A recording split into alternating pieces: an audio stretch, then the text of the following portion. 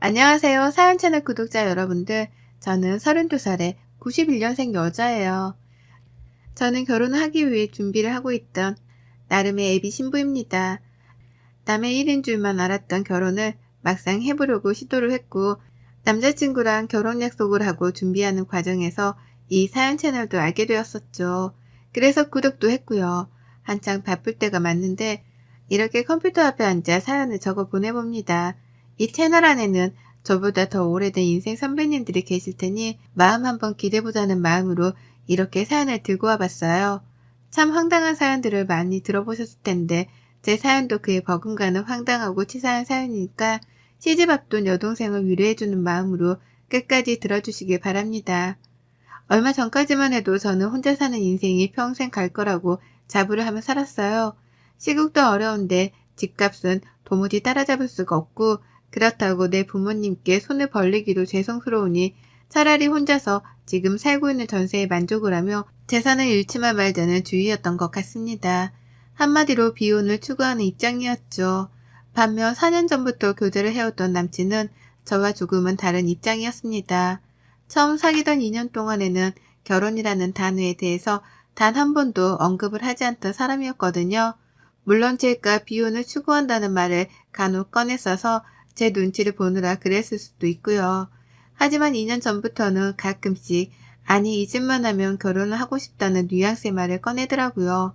지나가다 아이들만 봐도 예뻐 죽겠다며 눈을 못 떼고 집에다 바래다 주는데도 헤어지는 게 싫다면서 저한테서 눈을 못 떼는 겁니다. 차라리 결혼을 하면 예쁘라 하는 아이들도 매일 볼 수 있고 저랑 헤어지지 않아도 되지 않냐고 하면서요. 어찌나 낯뜨겁고 간질간질 거리던지요.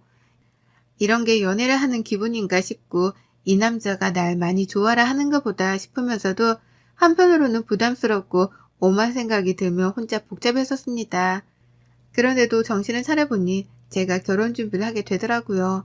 나 좋다고 하는 남자라면 결혼해서라도 그 마음의 변화는 없겠거니 했거든요. 프로포즈를 간소히 받았고 그때부터 본격적으로 저와 남친의 결혼 준비가 시작되었습니다. 각자 직장을 다니고 각자 일이 충분히 바쁜 걸 잘 아니까 서로 평일을 터치하진 않았어요. 다만 시간적인 여유를 가지고 주말이 되면 불이 나게라도 결혼 준비를 하려 했죠. 같이 카페에 가서 인터넷도 검색해보고 샵도 하나씩 다녀보기 시작하면서 말이에요. 이왕 결혼이 이르지 못한 김에 서두를 건 없다 싶었답니다. 그렇게 두 사람의 뜻에 맞게 준비를 잘 하고 있었는데 참나 참 별거로도 트집을 잡고 싸움을 일으키는 게 시댁이더라고요. 저에게만큼은 쓰일 일이 없을 줄 알았던 그 시무라는 존재가 결혼을 코앞에 두면서는 점점 더 크게 다가오기 시작했답니다. 왜냐면 애비 시어머니가 며느리 군기를 잡겠다고 결혼 전부터 나대기 시작하셨거든요. 그것도 치사하게 먹는 거 가지고서 말이에요. 애비 시부모님은 한 달 전쯤에 처음 뵙게 되었답니다. 그 전에 더 일찍 만날 수도 있었는데 남친이 자꾸만 만남을 피하려고 하더라고요. 그런 느낌을 계속해서 받았어요. 결혼을 하게 되었으니 적어도 인사는 먼저 드리고 최소한 허락이라도 받아야 하는 게 아니냐고 물어보면 남친은 늘 상관없다고 말을 했죠. 부모님은 자신의 의사를 100% 존중을 해주시는 분들이고 이미 제 사진도 몇 번 보여줘서 제 얼굴도 알고 있다고 말이에요. 그래서 부모님을 만나는 건 충분히 나중에 해도 되는 일이라고 말입니다. 처음엔 그냥 그런 거보다 했어요. 내 얼굴도 알고 있다고 하고 남친의 의사를 존중해주는 분들이라고 하니 적어도 젊은 자식의 앞길에 죄를 뿌리지는 않는 신세대스러운 분들이겠지 싶었답니다. 저희 부모님이 약간 그런 쪽이었거든요. 저 하는 일을 말리지 않고 무조건 존중해주고 응원해주는 분들 맞이죠. 서로의 부모님이 비슷한 면이 많구나 싶어서 저로서는 오히려 더욱 호감이 갔었답니다. 그래서 남친이 하는 말대로 서두르지 않았어요. 나를 보고 싶어 한다면 예비 시부모님이 먼저 연락을 취해주시거나 필요할 때 남친이 약속을 잡아주겠거니 하면서 기다렸어요. 그러는 사이에 실제로 제가 회사 일이 바빠서 정신없이 일에만 몰두를 해야 했던 시기도 분명 있었고 그와 동시에 결혼 준비를 주말마다 해내보려고 하니 시간 자체가 너무 빠듯해서 예비 시부모님에 대한 생각은 까마득히 잊고 있었답니다. 그러는 중 남친이 한 달 전에야 예비 시부모님을 뵙자 말을 꺼내더라고요. 부모님이 저를 보고 싶어 하신다는 말이에요. 올 것이 맞다 싶었습니다. 그리고 한편으로는 너무 감사했어요. 나에게 관심이 없어서 보잔말을 안 하시는 건가 싶었는데 이제라도 보고 싶다 말씀을 해주셨다고 생각을 하니 긴장도 되었지만 설렘도 컸던 거죠. 열심히 잘 보일 준비를 했고 남친의 말에 따라 시어머니가 좋아하신다는 예쁜 꽃도 사갔고 시아버지랑 함께 나눠 드시라고 건강 홍삼 세트도 하나 사갔습니다. 이것도 제가 결혼을 먼저 한 회사 선배들한테 물어보고 또 물어봐서 정했던 선물이었어요. 제 나름 열심히 준비를 해간 선물 말이에요. 하지만 시작부터 그 선물 하나 때문에 저의 첫인상은 완전 개판이 되었답니다. 어머님이 꽃을 거들떠도 안 보시더라고요. 꽃을 들고 가는 그 순간부터 꽃에 한 5초 정도 진심을 다해 시선을 고정시키더니 제 손에 든 홍삼부터 집어서는 곧장 부엌으로 들어가시는 겁니다. 뒤따라 꽃을 들고 쫓아가면서 어디다가 놔둬야 하는 건지 슬쩍 물었는데 어머님은 에휴 쓸모있는 것도 많은데 왜 하필 꽃을 라고 대답을 하셨답니다. 정확히 이렇게요. 그 바람에 저는 눈치를 챘죠. 어머님이 꽃 말고 좀 더 돈이 되거나 먹을 수 있는 그런 것들을 바라시는 거구나 라고요. 하지만 어쩌겠어요. 이미 사온 꽃인걸요. 처음 보는 애비 며느리한테 그런 식으로밖에 말을 못하는 어머님이 살짝 밉기도 했지만 봐줬습니다. 처음이니까요. 둘 다 시어머니 대 며느리로 만나는 만남 자체가 처음이라 긴장을 했을 테니 그런 걸 대다 믿었습니다. 그리고는 꿋꿋이 버텼죠. 하지만 그날 저랑 어머님은 제대로 된 대화 자체가 되질 않았어요. 이미 어머님은 제가 마음에 안 드신다는 듯 눈도 잘 마주치지 않으셨고 급기야 제가 시아버님 도움으로 꽃병에 꽃을 꽂았는데 옆에서 절 잠깐 세워놓고 말씀하시더라고요. 너는 나이도 먹고 결혼하는 애가 시부모님 선물 사올 때 이거밖에 못 사오니? 나 같으면 홍삼 한 박스를 더 사온다거나 가방이라든지 말이야. 라고요. 그러면서 제 남친이 듣질 않게 바라시는지 목소리를 낮춰가면서 귓속 말하듯 말하시는데 기분이 쎄하더라고요. 선물을 받았으면 그냥 고맙다고 하면 될 것을 왜 이리 불만이 많으신가 싶어 말이죠. 남친 말로는 참 열려있고 개방적인 어머님이신 줄 알았는데 이제 보니 두 얼굴을 쓴 이중인격의 시모이구나 싶어 멍했습니다. 참고로 저는 저희 엄마가 어릴 적부터 할머니 그리고 고모들한테 시집살이를 당하시는 걸 진짜 많이 보고 자랐거든요. 쥐뿔도 없는 집안인데 시댁 사람들이라는 이유만으로 며느리한테 갑질하면서 일을 시키고 뽑아먹을 걸 다 뽑아먹으려고 하는 그런 집안이었죠. 그걸 보면서 결혼이라는 생활 자체에 이골이 날 만큼 난 저였습니다. 내가 엄마랑 똑같이 당하고만 살 사람이 아니다라고 생각했던 적도 수없이 많았네요. 그런데 그런 저인데 제 앞에 우리 할머니스러운 예비 시모가 나타난 겁니다. 예상치도 못한 예비 시모의 성질머리를 눈앞에서 직접 당해내고 목격하며 그제서야 하나둘 이해가 갔죠.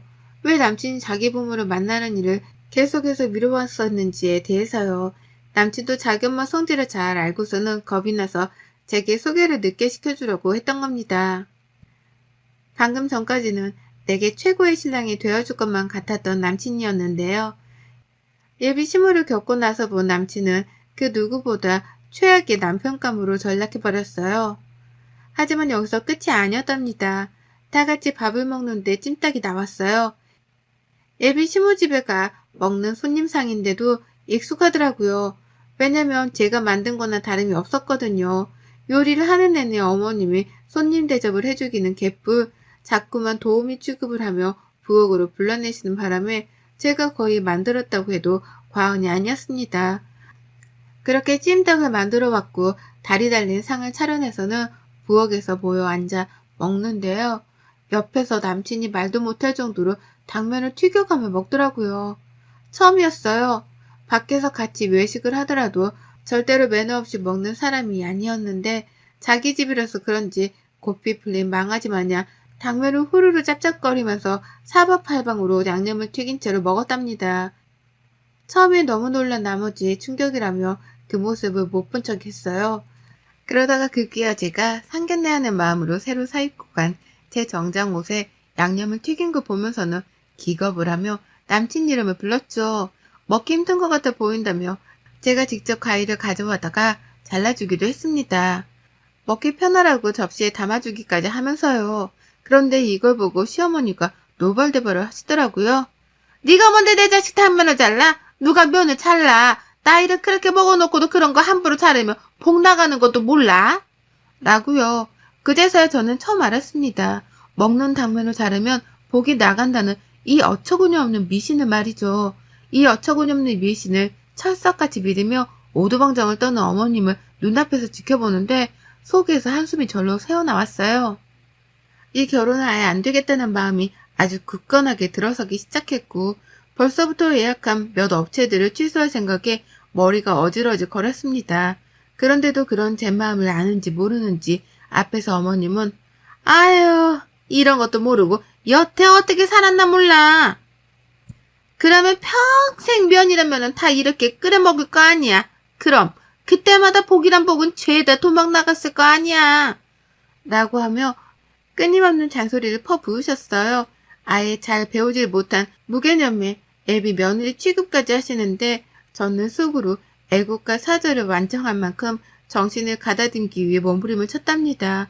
밥을 다 먹고 난 후에도 정신머리가 돌아오질 않았어요. 남친은 그제서야 제 눈치가 하나둘 보이는지 괜찮냐는 말도 여러 번을 물어봤는데요. 그러면 또 어머님은 여기가 사자울이야? 다 큰 애한테 뭘 자꾸 괜찮냐고 물어. 라고 하시면서 성질을 부리시더라고요. 난감해지는 건 사이에 껴있던 저였죠. 그렇게 불편하고 가시방석과도 다름이 없는 집안에서 저는 한마디 대꾸도 하지 못한 채 집을 나왔습니다. 마지막에 가겠다며 인사를 하고 나오는데 어머님이 그러시더라고요. 그래 결혼식 내보자. 라고요. 보통이면 상견례를 하는 자리에서 저희 부모님이랑 다 같이 보자는 말을 하잖아요. 그런데 어머님은 그 말을 잘라먹고 결혼식 전날까지는 저를 안 보고 싶다는 듯이 투명하게 그러셨답니다.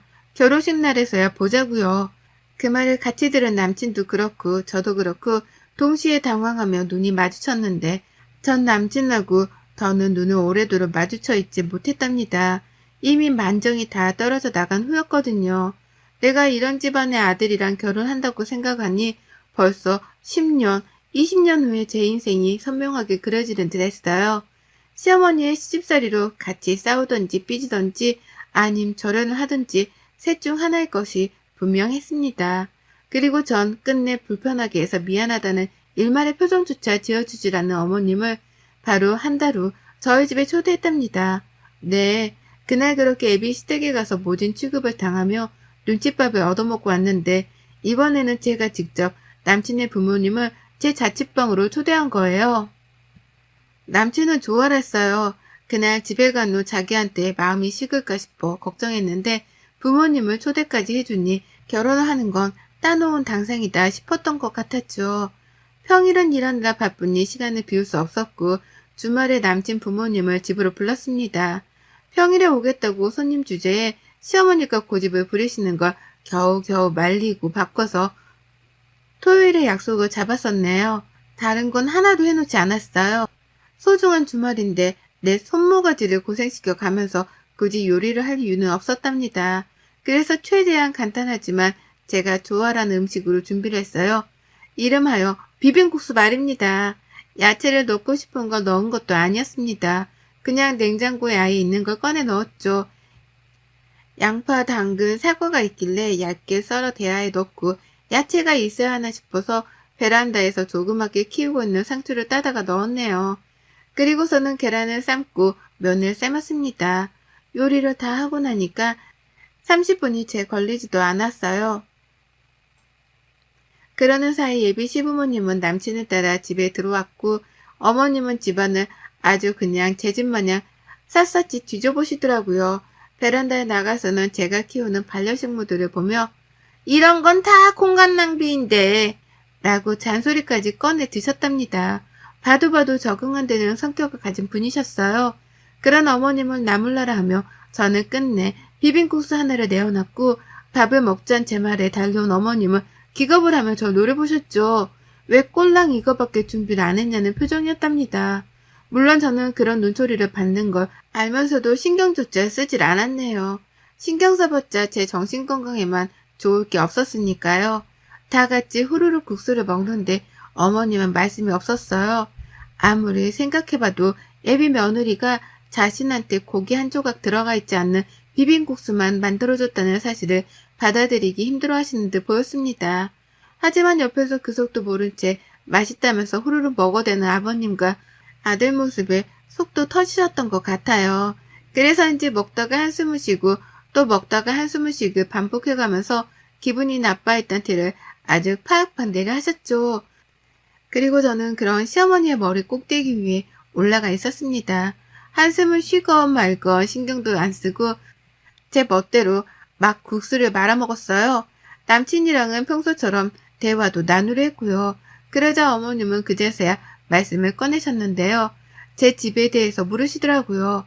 기분 나쁘려고 던지는 말인 것 마냥 말에는 가시가 박혀 있었고요. 너는 그래서 이 집이 천사라고? 언제 돈 모아서 집 살래 니들? 평수가 이게 넉넉할런지는 모르겠는데 결혼하면 그냥 딴 데 가서 살지 말고 여기서 쭉 살아라.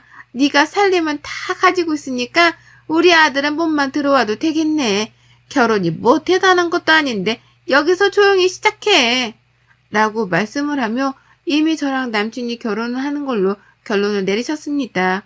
나는 내 집에 남친을 들여서 살 생각이 하나도 없는데 어머님은 전셋집 하나 있는 며느리 덕분에 돈이 굳었다고 생각을 하신 건지 무조건적으로 이 집에서 신혼집을 차리게 할 작정이신 듯 했습니다. 당신 아들은 아무것도 들고 오지 않아도 되겠다는 말을 참 당연하다는 듯 뱉어내시더라고요. 형용할 수 없을 만큼의 화가 저를 가득 채우고 있는데 그러는 그때 어머님의 웃음 광경 하나가 포착이 되었어요. 어머님이 비빔국수를 자신의 이로 끊어서 드시더라고요. 너무 볼썽사납도록 딱딱 말이죠. 불과 한 달 전 처음 마주해서 어렵고 불편했던 애비 며느리한테 면을 잘라 먹으려 한다고 잘 배우지 못했네 어쩌네 하며 그리 혼을 내시던 분이었는데요. 정작 자신도 먹기 불편하다는 이유로 그 면을 직접 잘라서는 먹는 겁니다. 복랑하게 말이죠. 그러니 제가 그 찰나의 순간을 놓치지 않으려 했죠. 이건 신이 주신 기회다 싶었으니까요. 그 꼴을 보자마자 뒤도 안 돌아보고 부엌으로 냅다 들어가 버렸습니다. 그리고는 한켠에 놓여져 있는 생면을 제 주먹 안에 양껏 쥐고서 나왔어요. 어머님은 국수를 먹다 말고 쟤가 왜 저래? 라는 말까지 하시면서 저를 뒤돌아 쫓아보셨고 그 주변을 따라 남친이랑 아버님까지도 저를 쳐다보시더라고요. 저는 그 모든 사람들의 시선을 한 몸에 받으면서 주먹에 쥔 생면을 시어머니 국수 그릇에다가 집어넣었습니다. 어머님은 어쩔 줄 몰라 하며 당황해했죠. 나 더는 안 먹을 거야. 이걸 왜 나한테 줘? 라고 하면서 비빔양면이 하나도 비벼지지 않는 흰 생면을 보며 맛대가리 없는 음식이라도 마주한 것 마냥 표정을 일그러뜨리셨어요. 그런 어머니께 저는 바로 잔소리를 퍼부어댔죠. 아니 복 나가는 일이라고 사람을 그렇게 망신을 줘가면서 혼을 낼 때가 엊그제인데 어머님 지금 뭐 하시는 거예요? 왜 그 면을 잘라 먹어요? 복 나가는 거 몰라요? 복 나가게 누가 면을 잘라 먹으래요? 왜 잘라 먹냐고요? 나보고는 잘라 먹지 말라면서요. 라고 말이에요. 이런 제 말에 어머님은 그제서야 제가 한 행동을 이해라도 하신 건지 입을 쫙 벌린 채로 천장을 올려다 봤습니다. 옆에서 남친은 그러네 잘라 먹었네 라면서 누구부터 말려야 하나 쌍방을 바라보며 두리번거렸고 저는 시어머니와의 눈싸움에서 지지 않으려고 일부러 더 씩씩대가며 화를 표현했어요. 어머님은 여전히 충격을 받으셨는지 전만큼이나 잔소리를 퍼붓지 못하셨습니다. 흰 생면을 보고 밥맛이라도 떨어지신 건지 젓가락까지 내려놓고서는 아유 나 안 먹어 라고 하며 새초롬하게 자리에서 일어섰는데요. 그런 어머님께 저는 2번 생각하지도 않고 말씀드렸어요. 안 드실 거면 이제 집이나 가세요. 저랑 무슨 인연이 있으시다고 남의 집에 들어와서 밥도 안 먹을 건데 있으려고 하세요? 라고요. 그 말에 이번에 남친까지 나서서 제가 너무하다며 절 말리려 하더라고요. 어머님도 시어머니 될 사람한테 말을 그따위로 하려 한다며 화를 내기 시작하셨고요. 하지만 이내 제가 뱉어낸 말에 모든 남친의 식구들은 입을 다물어 버렸답니다. 왜냐고요? 제가 그랬거든요. 이 결혼은 이미 한 달 전에 처음 뵈었을 때부터 깨졌다고요. 이런 시어머니를 둔 집안으로는 절대로 가족이 되어 들어갈 생각이 없으니 니들끼리 김칫국 마시지 말고 얼른 남의 집에서 나가 사라지라며 선전포고를 했답니다. 결혼 생각이 일도 없는 나를 앞에 두고 왜 니들끼리 예비 며느리 예비 시어머니 하면서 김칫국을 마시는 거냐고요.